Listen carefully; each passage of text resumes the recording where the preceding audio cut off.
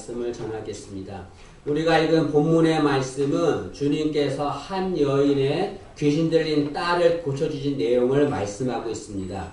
21절 말씀에 보시면 주님께서 두로와 시돈 지방에 들어가셨다라고 말씀하고 있습니다.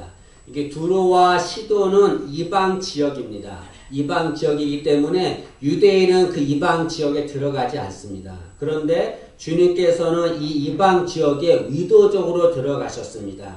그 이유가 무엇입니까? 그곳에 주님의 도움을 필요로 한 여인이 있었기 때문에 그렇습니다. 주님은 그 한 여인을 도와주기 위해서 그 이방 지역으로 들어가신 겁니다. 주님께서 하늘 보좌를 버리시고 죄악된 이 세상에 오셨습니다. 그 이유가 무엇입니까? 우리 한 사람을 구원하시기 위해서 이 세상에 오신 거죠. 주님은 우리 한 사람을 구원하시려고 당신의 소중한 몸을 십자가에 못 박으셨습니다. 그것이 주님이십니다. 우리도 주님처럼 그런 사람이 되기를 간절히 소망합니다. 우리의 도움을 필요로 하는 이들이 있습니다. 그들에게 우리는 다가가야 합니다.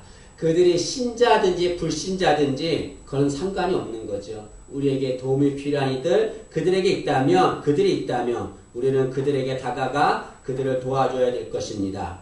주님께서 이 두로와 시돈 지방에 들어가셨는데 그곳에서 한 여인이 주님께 와서 자신의 딸을 고쳐달라고 요청을 합니다. 22절 말씀을 보시죠. 22절에 보시면 가나안 여자 하나가 그 지경에서 나와서 소리질러 이르되 주 다윗의 자손이여 나를 불쌍히 여기소서 내 딸이 흉악하게 귀신 들렸나이다 라고 말합니다.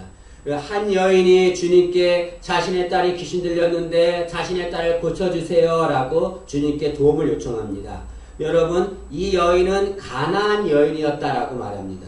가나안은 이방 지역이죠. 다시 말하면 이 여인은 이방 여인이었습니다. 이방 여인이었는데 이 이방 여인도 자신이 믿는 신이 있지 않겠습니까? 이방 신이 있었잖아요. 그런데 이 여인은 자신이 믿는 이방 신에게 도움을 요청하지 않고 주님께 와서 도움을 요청했습니다. 왜 그렇습니까? 이방 신이 자신의 딸을 치유해주지 못했기 때문에 그렇습니다. 이방 신에게 많이 정성을 다해서 도움을 요청했겠죠. 도와달라고. 근데 이방 신은 그 여인의 딸을 고쳐주지 못했습니다. 그래서 그 여인이 주님께 와서 도움을 요청한 거죠. 여러분, 우리도 이 여인처럼 문제가 있을 때가 있습니다. 문제가 있는데 그 문제를 해결하기 위해서 내 나름대로 할 수 있는 방법을 다 동원해요. 열심을 다해서 그 문제를 해결하려고 하는데 해결되지가 않습니다. 그럴 때 사람들은 좌절하고 절망하죠. 그러나 신앙인은 절대로 좌절하거나 절망할 필요가 없습니다. 왜 그렇습니까? 주님이 계시지 않습니까, 여러분? 내 힘으로 안 되면 누구에게 오면 되는 겁니까? 주님께 와서 도움을 요청하면 되는 겁니다. 어느 한 아저씨가 지하철에서 칫솔을 팔고 있었습니다. 칫솔을 파는데 사람들한테 칫솔에 대한 설명을 한 거예요. 이 칫솔은 어떻고 뭐 성능이 어떻고 막 설명을 하고서 사람들한테 이렇게 하나씩 나눠줬어요.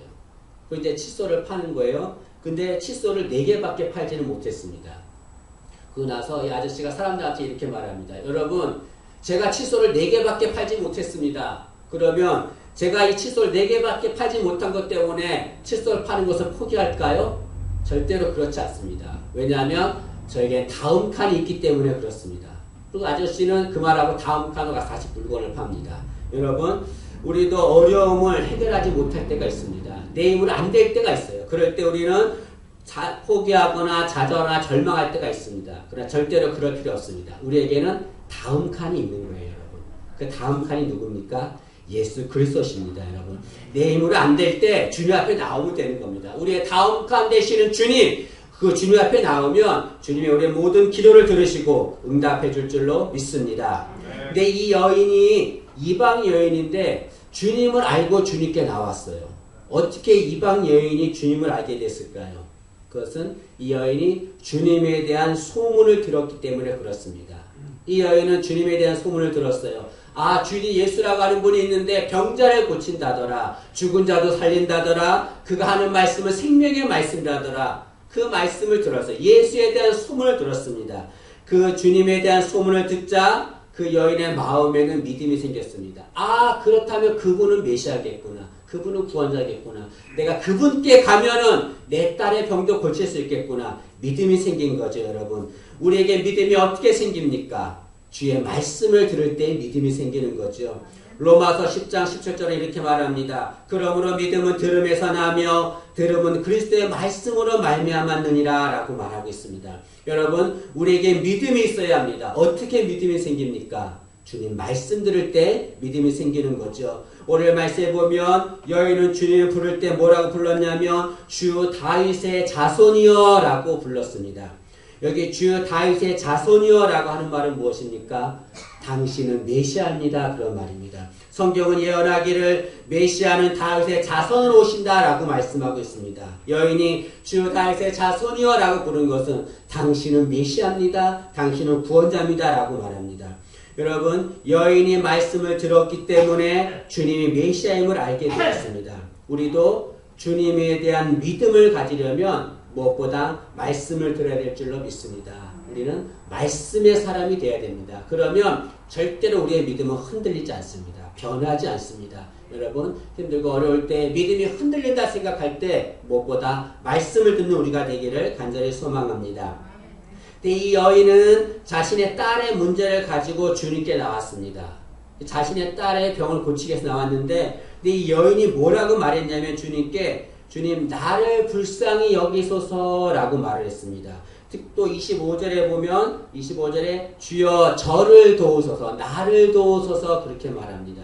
여러분 딸의 문제를 가지고 왔어요. 그러면 제 딸을 고쳐주세요. 제 딸을 불쌍히 여겨주세요. 이렇게 말해야 되지 않습니까? 근데 여인은 그렇게 말하지 않습니다. 저를 불쌍히 여겨주세요. 저를 도와주세요. 라고 말합니다. 왜 이런 말 했을까요? 여러분 이 여인이 이렇게 말한 것은 딸의 아픔이고 자신의 아픔이기 때문에 그렇습니다. 그 딸이 당하는 고통, 그것이 그 어미가 당하는 그런 고통인 거죠, 여러분. 그 여인은 자신이 딸이 당하는 만큼, 아픈 만큼 자신도 고통을 당하는 겁니다. 때문에 나를 고쳐주세요, 나를 불쌍히 여겨주세요 라고 하는 말은 내 딸을 고쳐주세요. 내 딸이 저처럼 이렇게 고통을 당하고 있습니다. 그런 말입니다. 이것이 부모의 마음이죠. 올해 1월에 한 아이가 태어났는데 몸무게가 302g입니다. 키가 21.5cm입니다.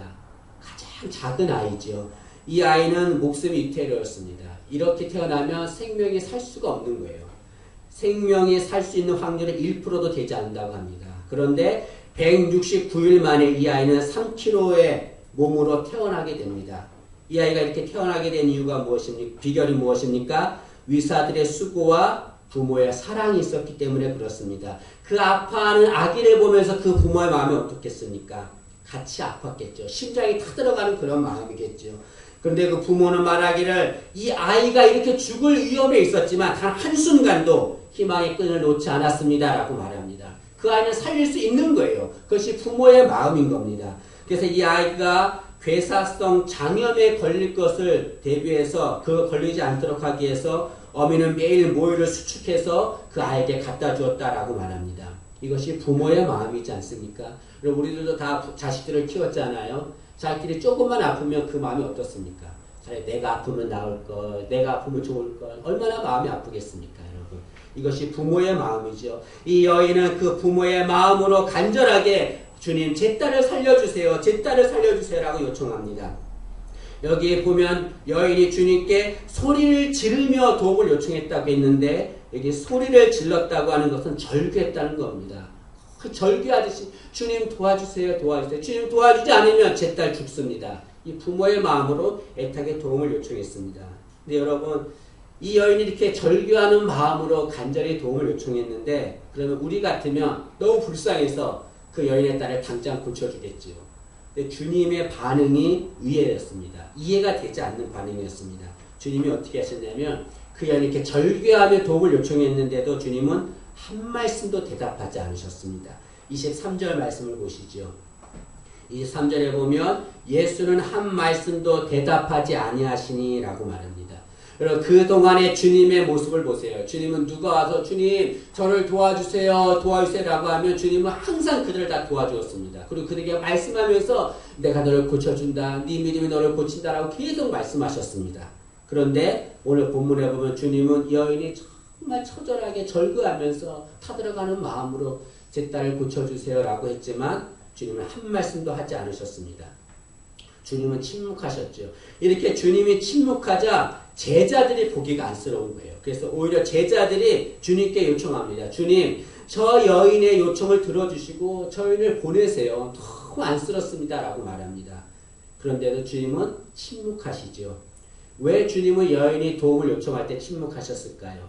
우리는 생각할 때 주님이 침묵하면 주님은 말씀하지 않는 것이다 라고 하지만 주님의 침묵은 또 다른 무언의 말씀입니다. 여러분, 주님이 침묵하신 것은 여인의 도움을 외면하는 것이 아닙니다. 여인에게 또 다른 말씀을 하신 거예요. 그 말씀이 무엇입니까? 조금만 기다려라. 조금만 기다려라.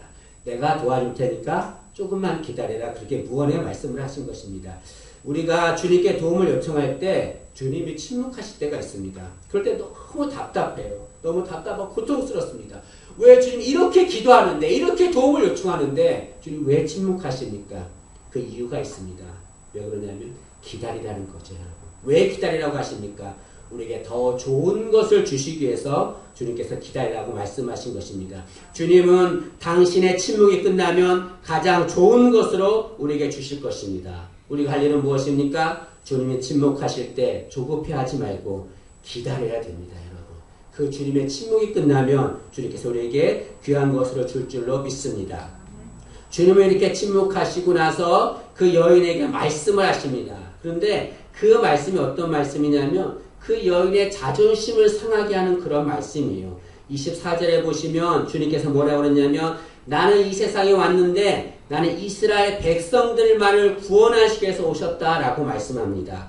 24절을 보시면 예수께서 대답하여 이르시되 나는 이스라엘 집에 잃어버린 양 외에는 다른 데로 보내심을 받지 아니하였노라. 여기 이스라엘에 잃어버린 양은 이스라엘 백성들을 말하죠. 다시 말하면 주님은 나는 이 세상에 왔는데 이스라엘 백성들만을 구원하기 위해서 왔다라고 말합니다. 이 말은 무엇입니까? 이방인은 구원에서 제외되었다는 걸 말하죠. 다시 말하면 너는 구원에서 제외된 존재라 그런 말입니다. 주님의 그 말씀을 들은 여인은 마음이 어땠을까요? 자존심을 상하게 하는 그런 말이었습니다. 그러나 여러분, 주님이 그렇게 자존심 상하게 하는 말을 했을 때 그 여인이 귀한 반응을 합니다. 그것이 뭐냐면 주님을 떠나지 않는다는 거죠. 여러분, 주님이 자존심 상한 말을 했으면 기분 상해서 주님의 곁을 떠났을 거예요. 기분 상하다고 떠났을 겁니다. 그러나 그 여인은 주님을 떠나지 않습니다. 주님이 아무리 기분 상하고 자존심 상하는 말을 해도 절대로 떠나지 않습니다. 오히려 더욱더 간절하게 주님께 도움을 요청합니다. 25절에 보시면 여자가 와서 예수께 절하며 이르되 주여 저를 도우소서. 여기 여인이 주여 저를 도우소서 이 말은 한 번 말한 것이 아니라 계속해서 반복적으로 말한 겁니다. 언제까지 말한 겁니까? 주님께서 들어주실 때까지 반복적으로 계속해서 말씀한 겁니다. 여인은 주님이 기분 상한 말을 해도 주님의 곁을 떠나지 않았습니다. 여러분, 우리도 마찬가지입니다. 주님께 도움을 요청할 때 주님이 침묵하실 때가 있어요. 말하지 않을 때가 있습니다. 또는 내가 원하지 않는 말씀, 나의 마음에 상처를 주는 그런 말씀을 줄 때가 있습니다. 오히려 주님께 도움을 요청하기 전보다 더 나쁜 상황이 될 때가 있습니다. 그럴 때 많은 사람들은 주님의 곁을 떠납니다. 그러나 우리는 주님이 그렇게 하셔도 주님의 곁을 떠나지 말아야 합니다. 주님의 곁을 떠나지 않는 자에게 주님은 기적을 베풀어 주는 거죠. 주님께서 하루는 가나안 잔치에 초대를 받았습니다. 마리아도 받고 예수님의 제자도 함께 갔지요. 그런데 잔치가 막 무르익는데 포도주가 떨어지고 만 거예요. 포도주가 떨어지니까 예수님의 어머니 마리아가 예수님께 와서 얘기를 합니다. 포도주가 떨어졌다, 도와줘라라고 도움을 요청하죠. 그런데 그 도움을 요청하는 마리아 요청에 대해서 주님이 뭐라고 말합니까? 나와 무슨 상관이 있습니까? 다 상관이 없습니다 하고 마리아 요청을 거절합니다. 그럼 마리아는 예수님의 어머니예요. 어머니가 도움을 요청하는데도 예수님은 도움을 거절합니다. 그런데 여러분, 예수님이 그 마리아의 도움을 거절할 때 마리아가 어떻게 했습니까? 기분 상해서 주의 곁을 떠났습니까? 떠나지 않았어요. 주님 곁을 떠나지 않고 오히려 하인들에게 말하기를 주님께서 무슨 말씀을 하시는지 그대로 하라라고 말합니다. 마리아가 주님의 곁을 떠나지 않고 주님께 요청하자 주님께서는 그 마리아의 요청대로 포도주의 기적을 베풀어 주었습니다.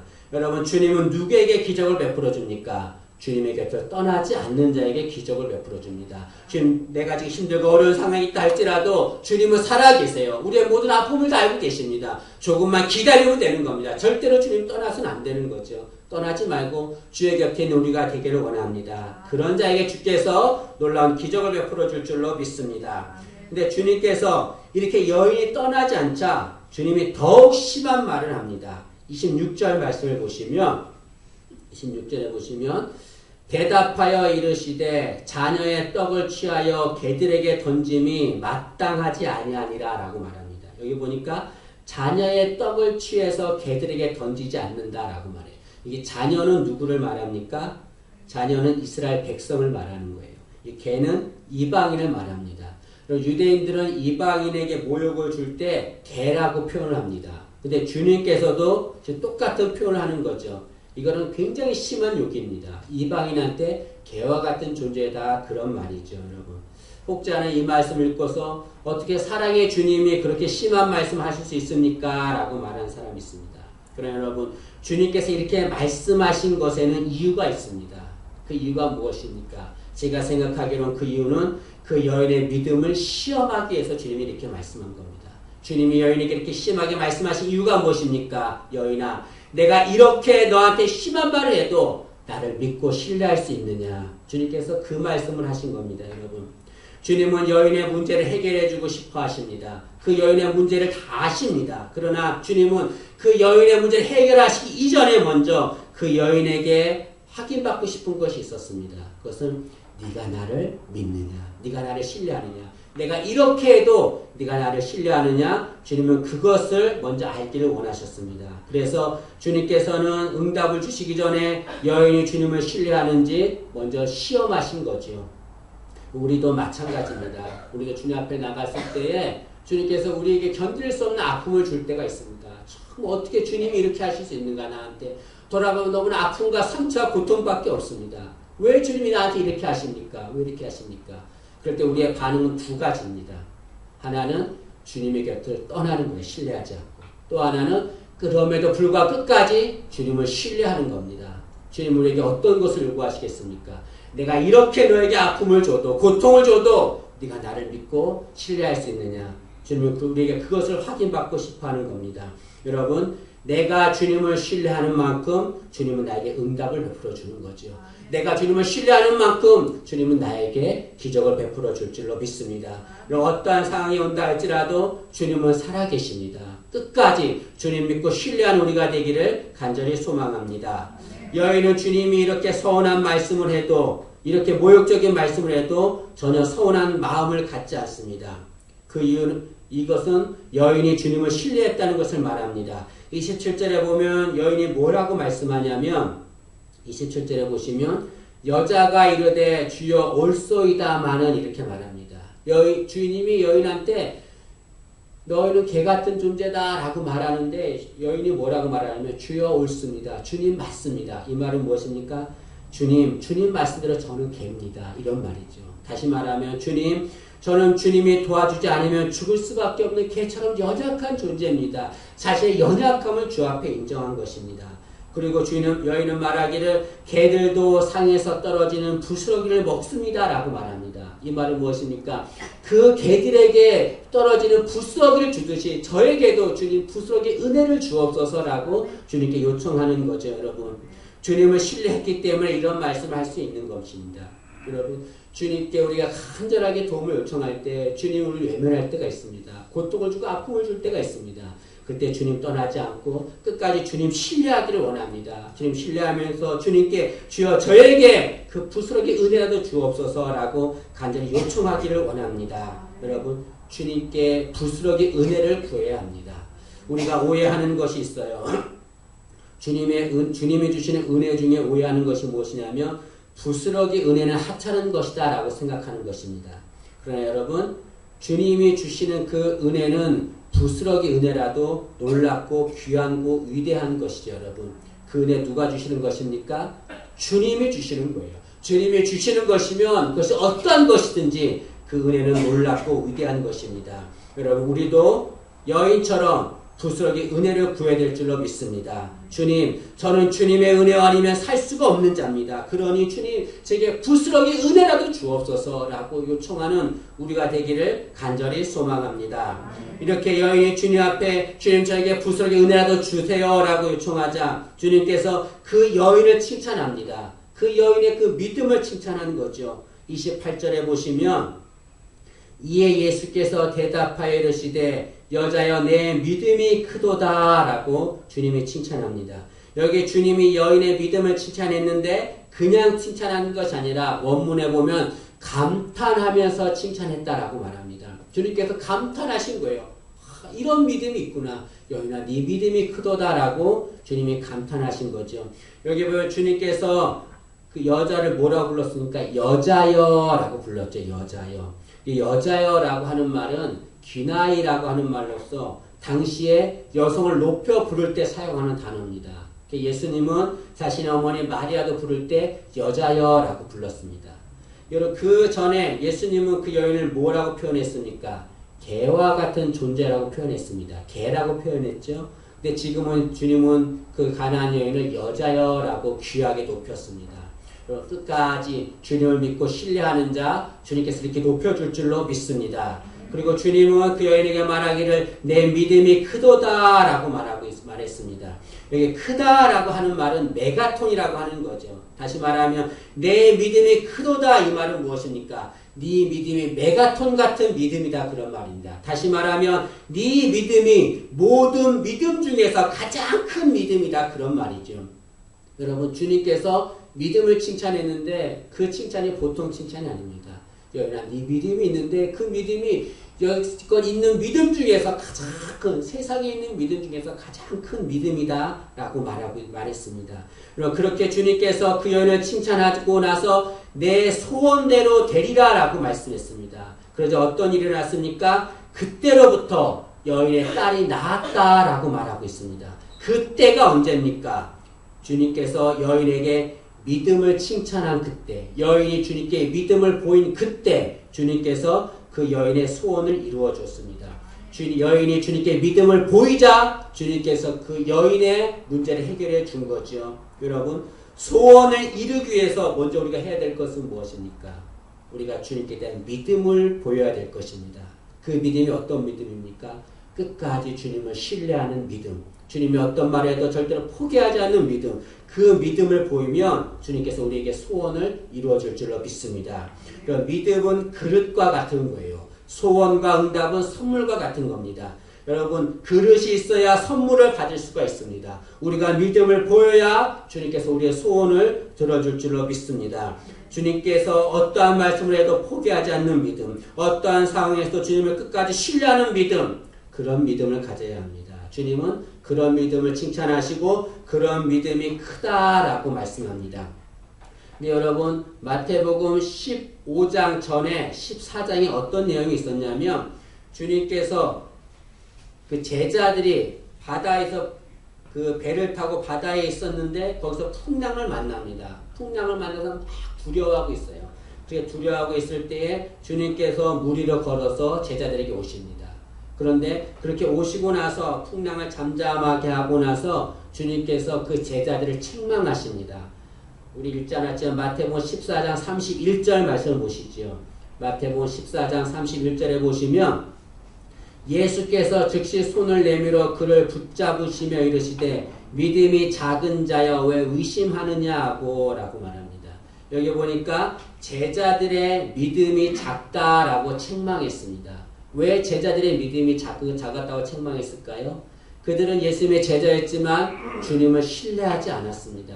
그 상황만을 바라보고 두려워했습니다. 그러나 여러분 이 한 여인은 가나안 여인은 상황이 어떻든지 상황을 바라보지 않고 주님만을 바라보고 끝까지 주님을 믿고 신뢰했습니다.